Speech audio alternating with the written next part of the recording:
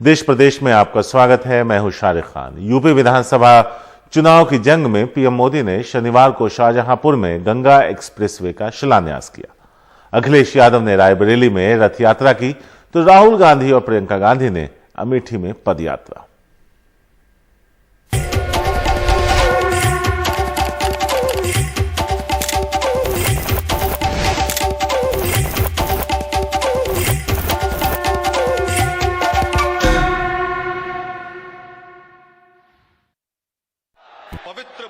PM Modi ने शाहजहांपुर में Ganga expressway की बुनियाद रखी। योजना के मुताबिक 594 किलोमीटर लंबा ये एक्सप्रेसवे 12 जिलों से होकर गुजरेगा। इसके बनाने की लागत 6,555 करोड़ होगी। शिलान्यास कार्यक्रम में उनके निशाने पे विपक्षी दल भी थे। पहले जनता के पैसे का क्या क्या इस्तेमाल हुआ है ये आप लोगों ने भली भांति देखा है ना? देखा है ना? क्या क्या होता था मालूम है ना? याद है कि भूल गए? लेकिन आज उत्तर प्रदेश के पैसे को उत्तर प्रदेश के विकास में लगाया जा रहा है। राहुल और प्रियंका गांधी ने आज अमेठी के जगदीशपुर इलाके के रामलीला मैदान से हरिमऊ तक यात्रा निकाली। उनकी यात्रा में तिरंगा लिए बेइंतहा भीड़ उमड़ी। सारे रास्ते कांग्रेस के चुनाव के लिए तैयार किए गए गीत बजते रहे। इस भीड़ को देखकर लगता नहीं कि इस वक्त विधानसभा की एक भी सीट कांग्रेस के पास नहीं है। रास्ते में राहुल ने बस की छत पे चढ़ के भाषण दिया। जनसभा में उन्होंने काशी विश्वनाथ कॉरिडोर के उद्घाटन के मौके पे पीएम मोदी के प्रचार पे तंज किया। एक आदमी स्वयं गंगा में स्नान कर रहा है, मैंने कभी पहले देखा नहीं, शायद इतिहास में नहीं हुआ कि एक आदमी जाकर बाकी सबको परे कर दिया। योगी जी को हटा दिया, राजनाथ सिंह को बाहर फेंक दिया, कहा नहीं भैया,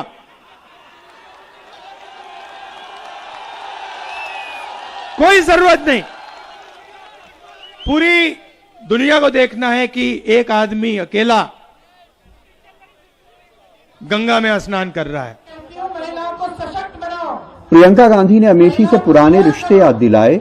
उन्होंने बताया कि जब वो 13 साल की थी तब पिता राजीव गांधी के साथ यहाँ तातारपुर गांव में रुकती थी और उनकी जीप से घूमती थी। अब वो जल्द ही 50 साल की होने वाली हैं। अमेठी कांग्रेस का गढ़ रहा है। अमेठी में 13 लोकसभा चुनाव कांग्रेस जीती है, 9 लोकसभा चुनाव गांधी परिवार जीता, 1 लोकसभा चुनाव संजय गांधी, 4 लोकसभा चुनाव राजीव गांधी, 1 लोकसभा चुनाव सोनिया गांधी और 3 लोकसभा चुनाव राहुल गांधी जीते। लेकिन इस वक्त अमेठी की 4 विधानसभा सीटों में से 3 पे बीजेपी और 1 समाजवादी पार्टी के पास है। प्रियंका ने कहा कि उन्हें इसके लिए अमेठी की जनता से कोई गिला नहीं है। कई बार चाहने से भी सच छुप जाता है। आपसे कोई शिकायत नहीं है, न कभी हो सकती है। कभी कभी परिस्थितियां ऐसी बनती हैं कि चाहे कोई कितना भी समझाए, सच छिप जाता है। जब ऐसी परिस्थितियां बनती हैं तो इंसान को अपने ही अनुभव से, अपने ही एहसास से सच्चाई पहचाननी पड़ती है। अखिलेश यादव ने भी आज सारे दिन रायबरेली में रथ यात्रा कर जगह जगह लोगों के बीच अपनी बात रखी। अमेठी में अरुण, रायबरेली में सैफ अब्बास और लखनऊ में कैमरामैन विनीत कुमार वर्मा के साथ कमाल Khan, NDTV India. Samajwadi party के अध्यक्ष अखिलेश यादव के 4 बहुत करीबी लोगों के यहां इनकम टैक्स के छापे पड़े।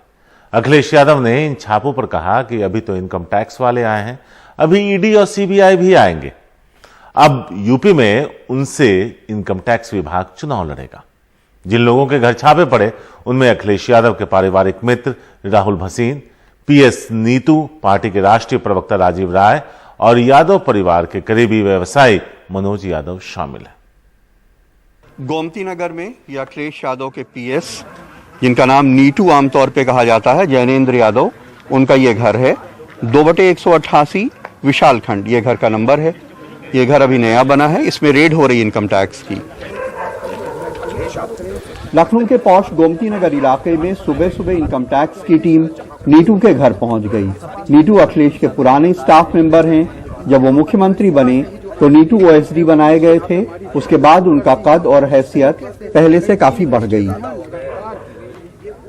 ये कहा जा रहा है कि इन लोगों के ऊपर रेड करने का ये मतलब है कि अखिलेश यादव का जो इनर सिस्टम है, जो परिवार में जो सबसे करीबी लोग हैं, उनके ऊपर रेड करना। मऊ में पार्टी के राष्ट्रीय प्रवक्ता राजीव राय के घर भी रेड हुई। शहादतपुर इलाके में बड़ी तादाद में पुलिस ने पार्टी कार्यकर्ताओं के विरोध के अंदेशे में उनकी कोठी घेर ली। राजीव के कर्नाटक में शिक्षण संस्थान चलते हैं। हमारे पास कोई आपराधिक रिकॉर्ड नहीं है, मेरे पास कोई 2 नंबर का पैसा नहीं है। जी लोगों की मदद करना भाजपा को खल गया, इसलिए मदद करने का भैया नतीजा मिल रहा है। हाँ वही है, कुछ भी करोगे ना, कुछ भी करोगे तो ये लोग सुनो, रुको यार, रुको आप, कुछ भी करोगे ना तो ये लोग वीडियो रिकॉर्डिंग करेंगे, जाने के बाद थाने से FIR आएगा, फिर केस मुकदमा करोगे, अननेसेसरी उससे कोई फायदा है नहीं। ऐसा नहीं कि जो बाहर कर रहे हैं उसके करने से भीतर ये बंद कर देंगे, ये तो बंद नहीं होगा, तो प्रोसीजर कंप्लीट करने दो। मैनपुरी और आगरा में यादव परिवार के बहुत करीबी व्यवसायी और ठेकेदार मनोज यादव के घर भी रेड हुई। मनोज RCL ग्रुप के मालिक हैं। उन्होंने कहा कि सिर्फ मैनपुरी ही नहीं बल्कि आसपास के कई जिलों में वो सबसे ज्यादा टैक्स देने वाले हैं। उनका हिसाब किताब दुरुस्त है। नहीं, हम तो कहेंगे ये सरकारी प्रक्रिया है, क्योंकि एक तरफा हो रही है वो अलग बात है, लेकिन ऐसी कुछ करने की जरूरत नहीं है।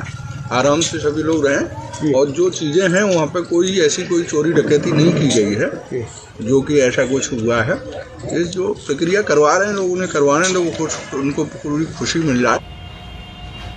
लखनऊ के महानगर इलाके में अखिलेश यादव के पारिवारिक मित्र राहुल भसीन के घर भी सुबह सुबह इनकम टैक्स की रेड हुई। इनकम टैक्स की कई टीमें पुलिस बल के साथ उनके घर पहुंच गईं। अखिलेश यादव के जिन करीबी लोगों के यहाँ रेड हो रही है उनमें ये राहुल भसीन का घर है। राहुल भसीन एक बड़े उद्योगपति परिवार से ताल्लुक़ रखते हैं और उनके पिता के यहाँ पे फैक्ट्रीज़ वगैरह रही हैं, उनके ख़ानदान के बहुत बड़े बड़े शोरूम्स वगैरह हैं। ये वो शख्स हैं जिनका राजनीति से कोई लेना देना नहीं है, समाजवादी पार्टी से कोई लेना देना नहीं है। वो अखिलेश यादव के जो पारिवारिक मित्रों में शुमार किए जाते हैं। अखिलेश यादव इस वक्त रायबरेली में समाजवादी विजय रथ यात्रा निकाल रहे हैं। रेड की खबर मिलते ही उन्होंने एक प्रेस कॉन्फ्रेंस कर इस पे सवाल उठाए। अभी तो इनकम टैक्स आया है, ED आएगा, CBI आएगी, न जाने कौन कौन सी संस्थाएं आएंगी, अफवाहें फैलाई जाएंगी, साजिश की जाएंगे, षड्यंत्र की जाएंगे, लेकिन उसके बावजूद भी साइकिल की रफ्तार कम नहीं होगी, रथ की रफ्तार कम नहीं होगी, और उत्तर प्रदेश से भारतीय जनता पार्टी का सफाया होना निश्चित है। उसके बावजूद भी अखिलेश यादव ने इनकम टैक्स छापों की टाइमिंग पे भी सवाल उठाए और तंज किया कि चुनाव में बीजेपी के साथ साथ इनकम टैक्स भी उनसे लड़ने आ गया है। आखिरकार चुनाव से पहले ही क्यों, चुनाव से 1 महीना पहले क्यों नहीं? अगर कोई जानकारी थी उनके पास, जब कभी उन्होंने अपना सबमिट किया होगा बैलेंस शीट या इनकम टैक्स दिया होगा, तब भी छापा मार सकते थे, तब भी नोटिस दे सकते थे, तब भी पूछताछ कर सकते थे। लेकिन जैसे ही चुनाव करीब आया है, ये डिपार्टमेंट भी अब चुनाव लड़ने उत्तर प्रदेश में आ गया। यही विशेषता है। यूपी के डेप्यूटी CM दिनेश शर्मा कहते हैं कि अखिलेश के करीबियों पर इनकम टैक्स रेड में बीजेपी का कोई रोल नहीं है। इनकम टैक्स विभाग ये अपने आप कर रहा है। बीजेपी की यही विशेषता है, कभी राजनीतिक उद्देश्यों के लिए काम नहीं करती, और ये भारत सरकार का स्वतंत्र विभाग है जो सबके खिलाफ कार्रवाई करता है। उससे दल से कोई मतलब थोड़ी हो। लेकिन समाजवादी पार्टी के लोगों को अंदेशा है कि चुनाव और करीब आने पे ये कार्रवाइयां बढ़ सकती हैं। मऊ में राजीव सिंह, मैनपुरी में अरशद जमाल और लखनऊ में कैमरामैन विनीत कुमार वर्मा के साथ कमाल खान, NDTV इंडिया।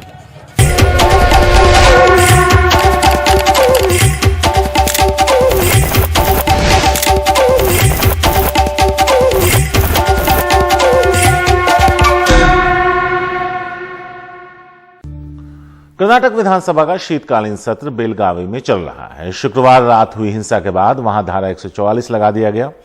हिंसा कर्नाटक महाराष्ट्र सीमा विवाद से जुड़े मामलों को लेकर हुई। वहीं महाराष्ट्र के सांगली में भी काफी हंगामा हुआ। शुक्रवार रात हुई हिंसा को लेकर 27 लोगों को गिरफ्तार किया गया।